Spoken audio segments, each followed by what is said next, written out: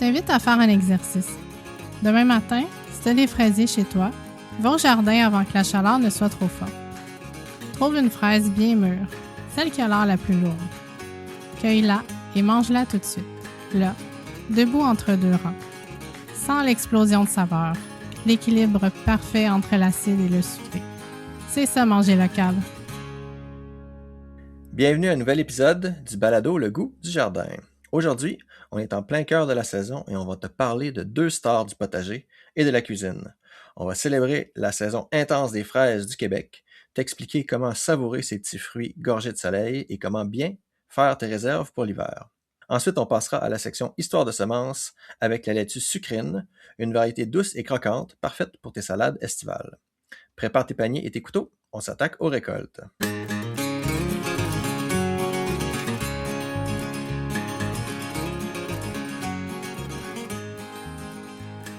Prends une grande respiration. Est-ce que tu sens cette odeur dans l'air?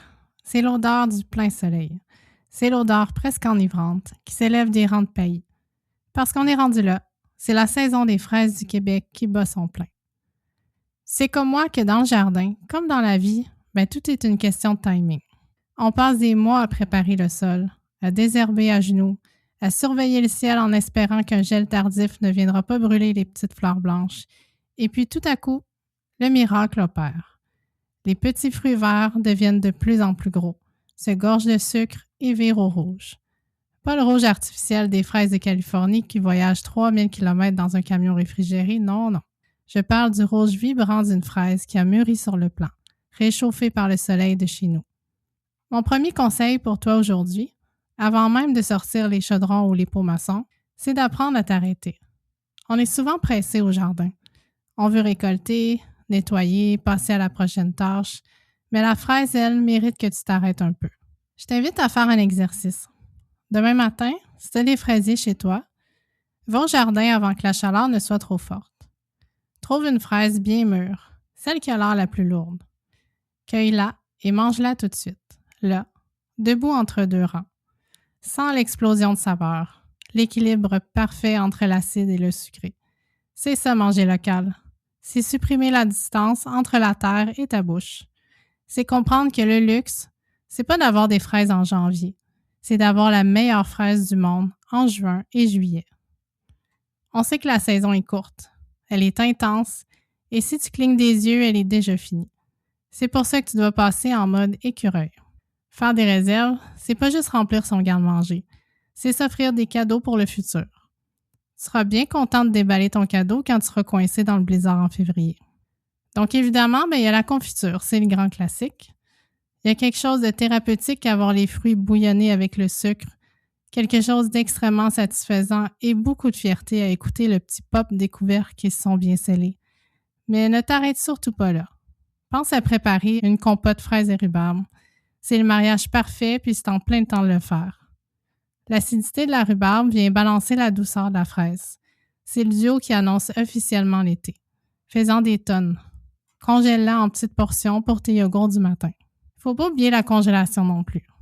Le secret pour ne pas te retrouver avec un gros bloc de glace rose, étale tes fraises, équeutées et séchées, sur une plaque à biscuits, sans qu'elles se touchent.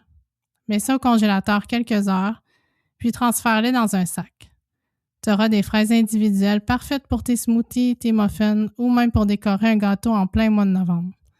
J'utilise ce truc pour tous les petits fruits et même certains légumes. C'est vraiment pratique parce que ça permet d'utiliser juste la portion dont j'ai besoin sans avoir à dégeler un gros bloc.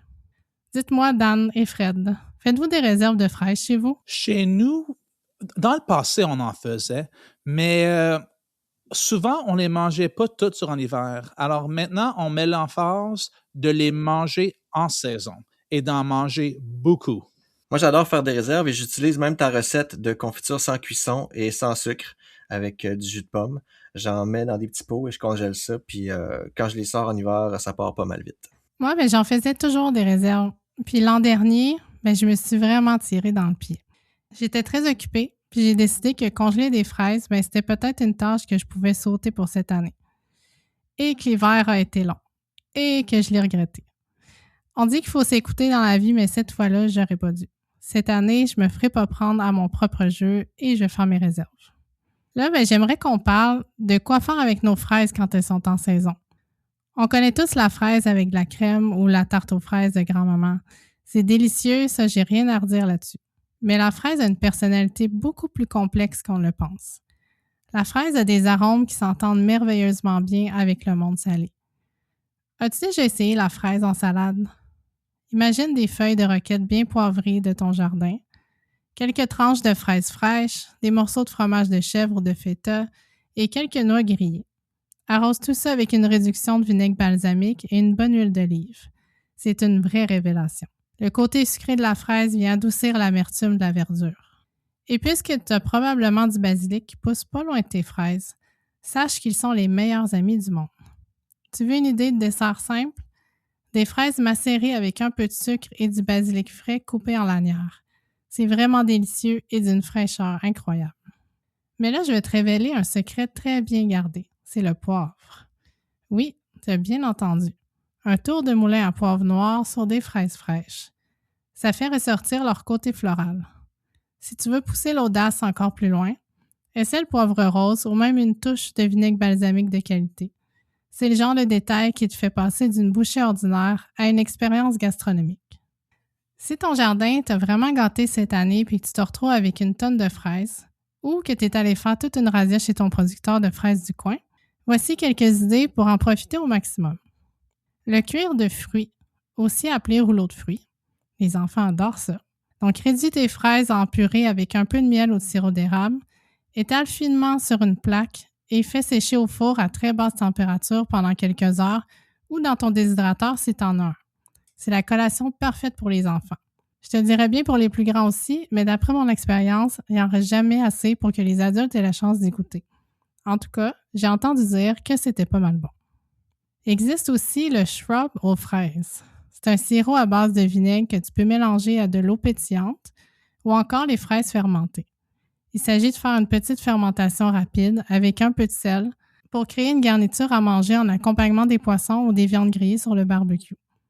J'ai pas encore essayé ces deux options, mais je serais bien curieuse de t'entendre si tu en as eu l'occasion.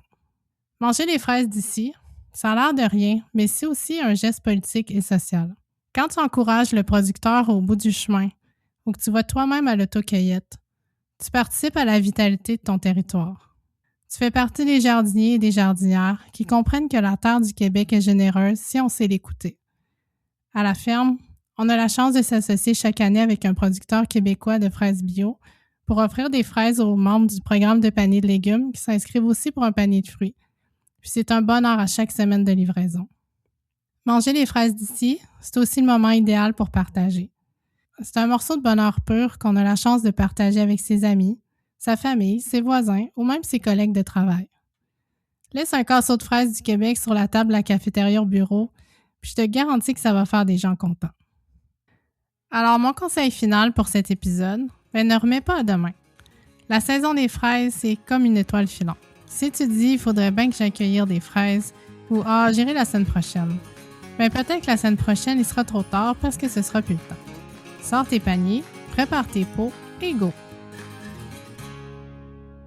Le goût du jardin est présenté par la ferme coopérative Tournesol. Chez Tournesol, on veut t'aider à réussir ton jardin et on t'invite à profiter de ce moment pour mettre la main sur notre guide de plantation A à Z, un outil précieux pour ta saison de jardinage qui t'offre l'essentiel pour bien démarrer au jardin. Le guide couvre 76 légumes, fleurs et fines herbes, classés par ordre alphabétique. Pour chacune d'entre elles, tu trouveras toutes les informations de base. Quand planter, à quelle fréquence planter et l'espacement idéal pour tes plants. C'est un super guide de référence pour te donner confiance et t'inspirer pour tes semis de printemps. Et le meilleur dans tout ça, c'est qu'il est complètement gratuit. Télécharge ta copie dès maintenant à l'adresse fermetournesol.qc.ca/guide. Tu trouveras aussi le lien dans les notes de l'épisode. Ce balado est aussi présenté par le programme de panier bio de la ferme Tournesol. Amis de Vaudreuil-Soulanges et de l'ouest de l'île, si tu cherches des légumes bio qui goûtent vrai, tout en soutenant des fermiers locaux, nos paniers bio sont la solution idéale. De mai à novembre, reçois près de chez toi une explosion de fraîcheur, légumes, fruits, fleurs et même des œufs. On offre beaucoup de flexibilité. Tu peux choisir tes légumes, échanger ceux que tu aimes moins et gérer tes vacances en un clic. rejoint plus de 700 familles qui, comme Angèle, qui est membre depuis 2018, trouvent que Tournesol rend leur quotidien plus heureux. Angèle nous avait dit « Trouver Tournesol, c'était comme un rêve qui devenait réalité. Tout me rend si heureuse. » Parce que la vie est trop courte pour manger des légumes d'épicerie, joins-toi à nos paniers bio. Les inscriptions sont déjà ouvertes pour la saison qui débute à la dernière semaine de mai. Rends-toi sur fermetournesol.qc.ca/bio pour réserver ta part de récolte. Tu trouveras aussi le lien dans les notes de l'épisode. Maintenant, revenons à notre programmation principale avec l'histoire de semences de Dan.